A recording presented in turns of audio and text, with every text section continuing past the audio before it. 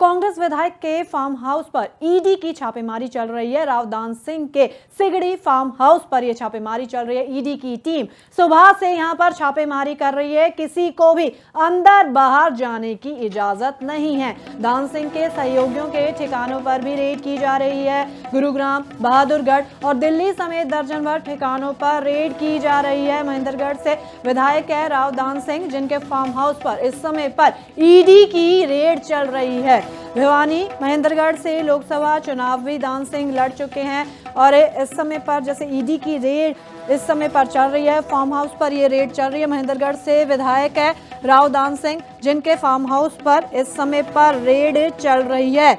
कांग्रेस विधायक के farm house पर ईडी की छापेमारी लगातार जारी है। किसी को अंदर जाने की इजाजत भी नहीं है, किसी को बाहर जाने की इजाजत भी नहीं है। बस ईडी की टीम इस समय पर मौके पर मौजूद है, जो किसी को अंदर या बाहर नहीं जाने दे रही। अंदर चेकिंग चल रही है और फार्म हाउस के लिए जानकारी मिली थी ईडी को, जिसके आधार पर ये चेकिंग की जा रही है। कई ठिकानों पर चेकिंग की जा रही है। आपको यहाँ पर ये बता दें कि गुरुग्राम, बहादुरगढ़, दिल्ली समेत दर्जन भर ठिकानों पर छापेमारी चल रही है। अमित शाह के दौरे के 2 दिनों के बाद ही ईडी की टीम पहुंची है। फार्म हाउस खंगाल रही है। भूपेंद्र हुड्डा के काफी करीबी है महेंद्रगढ़ के कांग्रेस विधायक। और ये बता दें कि ईडी की टीम सुबह से ही रावदान सिंह के शंकर कॉलोनी स्थित भाई राजकुमार के घर और रेवाड़ी रोड पर स्थित फार्म हाउस पर पहुंची। दोनों जगह सुरक्षा बल तैनात किया गया है। किसी को आने जाने नहीं दिया जा रहा। राव राजकुमार कोऑपरेटिव सोसाइटी के पूर्व चेयरमैन रहे हैं और अब तक जो जानकारी सामने आई, ईडी की टीम ने rate messrs Allied Strips Limited के 1392 करोड़ बैंक घोटाले से जुड़े केस में ये छानबीन की है और 5 शहरों में 15 ठिकानों पर टीम डॉक्यूमेंट खंगाल रही है। हालांकि ईडी की तरफ से अभी कोई आपराधिक यहाँ पर कोई खुलासा नहीं हुआ है, आधिकारिक बयान भी नहीं सामने आया है। 2 दिन पहले केंद्रीय गृह मंत्री अमित शाह महेंद्रगढ़ में पिछड़ा वर्ग सम्मान सम्मेलन में पहुंचे थे। कांग्रेस को चेतावनी दी थी, एक एक पाई का हिसाब लेकर आया हूं।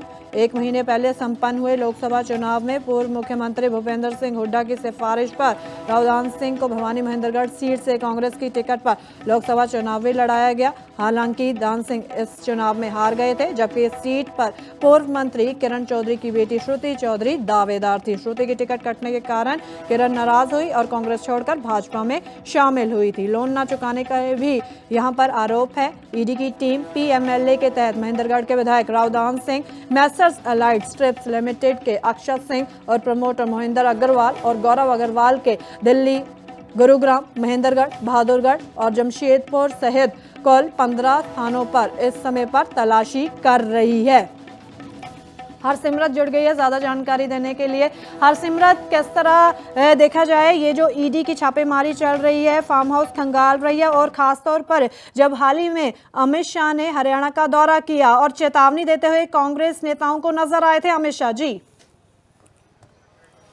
जी बिल्कुल नीरम, आपको बता दें कि हरियाणा में आज सुबह की जो बड़ी खबर वो देखने को मिली थी वो ये थी कि ईडी की जो रेड पड़ी है वो भी हुड्डा के करीबी माने जाने वाले विधायक रावदान सिंह के ऊपर जो है ये रेड पड़ी है। वहाँ के फार्म हाउस खंगाले गए हैं और भी कई जगहों पर ये रेड जो है वो पड़ी है, पर इसे साफ तौर पर चुनावों से जोड़कर देखा जा रहा है, क्योंकि हाल ही में अमित शाह गृह मंत्री जो हैं वो पहुँचे थे हरियाणा में और उनकी तरफ से भी चेतावनी जारी करी गई थी कि कोई भी बख्शा नहीं जाएगा। तो ऐसे में उनके जाने के कुछ ही समय बाद जो ये रेड है वो एक कांग्रेसी नेता के फार्म हाउस पर पड़ी है, उनकी जगहों पर पड़ी है। तो ऐसे में कांग्रेस भी हमलावर हो गई है सत्ता पक्ष पर। तो उनका साफ तौर पर कहना है कि चुनावी नतीजों को प्रभावित करने के लिए कहीं ना कहीं जो भाजपा है वो डर रही है, इसलिए जो ईडी की रेड है ये राजनीति से प्रेरित बताई गई है। वहीं अगर भाजपा की बात की जाए तो उनके नेताओं का कहना है कि ईडी एक स्वतंत्र जो एजेंसी है वो है और वो अपना काम कर रही है, इसका चुनावों से कोई लेना देना नहीं है। पर फिलहाल की अगर बात कर ली जाए तो कहीं ना कहीं जिस तरह से चुनाव नजदीक आते हैं तो चाहे राज्य कोई भी हो तो ऐसे एक्शन होने शुरू हो जाते हैं। तो ये कहना गलत नहीं होगा कि कहीं ना कहीं इलेक्शन को देखते हुए भी ये कार्रवाई जो है वो हो सकती है। जी हरसिमरत, ये रेड की क्यों जा रही है? क्या कोई आधिकारिक बयान सामने आया है अभी तक ईडी का? आधिकारिक बयान जो है वो सामने नहीं आ पाया है। हमने ही भाजपा नेता कंवरपाल गुर्जर से बात की थी, तो उन्होंने ये बात बताई है कि ईडी एक स्वतंत्र एजेंसी है और वो अपने बिहाफ पर जो काम है वो कर रही है। उनकी तरफ से जो है ये छापेमारी की जाएगी। उनको कुछ लगा होगा, उनका जो कहना था कि तो इसलिए ये छापेमारी की जा रही है। हालांकि कोई भी आधिकारिक बयान जो है वो सामने नहीं आया, पर कहीं ना कहीं कांग्रेस का ये बयान जरूर सामने आया है कि इलेक्शंस को देखते हुए, यानी कि अब आगे विधानसभा चुनाव हैं, तो ऐसे में माहौल बनाने की जो तैयारी है कांग्रेस के खिलाफ वो की जा रही है, इसलिए ईडी की रेड हुई है। जी, कितने समय से हरसिमरत ये रेड चल रही है? क्या कुछ इसमें डॉक्यूमेंट्स मिल पाए हैं? क्योंकि डॉक्यूमेंट्स के लिए ही ये अलग अलग जगह पर इस समय पर रेड चल रही है। जी जी बिल्कुल, आपको बताएं कि ये रेड जो है सुबह 7 बजे से होती हुई बताई जा रही है। अलग अलग फार्म हाउसेस पे जाके छापे मारे गए हैं, अलग अलग ठिकानों पर छापे मारे गए हैं, पर अभी तक क्या हाथ में आया क्या नहीं आया ये जांच का विषय है, क्योंकि अभी तक इसके बारे में कोई आधिकारिक बयान जो है वो सामने नहीं आया है। पता नहीं चल पाया है कि अभी कुछ वहाँ से मिला है या फिर किसी की गिरफ्तारी हुई है या नहीं। जी, बहुत शुक्रिया हरसिमरत तमाम जानकारी देने के लिए। दान सिंह के सहयोगियों के ठिकानों पर भी रेड की जा रही है। सुबह 7 बजे से ये रेड चल रही है। फिलहाल खुलासा नहीं हुआ है कि आखिर किस मामले को लेकर ये रेड की जा रही है, पर जिस तरह से हाल ही में देखा गया कि गृह मंत्री अमित शाह हरियाणा दौरे पर थे, कांग्रेस के नेताओं को चेतावनी देते हुए भी नजर आए थे, और ये तो भूपेंद्र हुड्डा के करीबी ही है, तो इसलिए इसका सीधे तौर से राजनीतिक एंगल भी जोड़ा जा रहा है। अब देखना होगा कब खुलासे होंगे, क्योंकि जब ईडी की रेड खत्म होगी उसके बाद ही पता लगेगा कि क्या कुछ बरामद हो पाया है।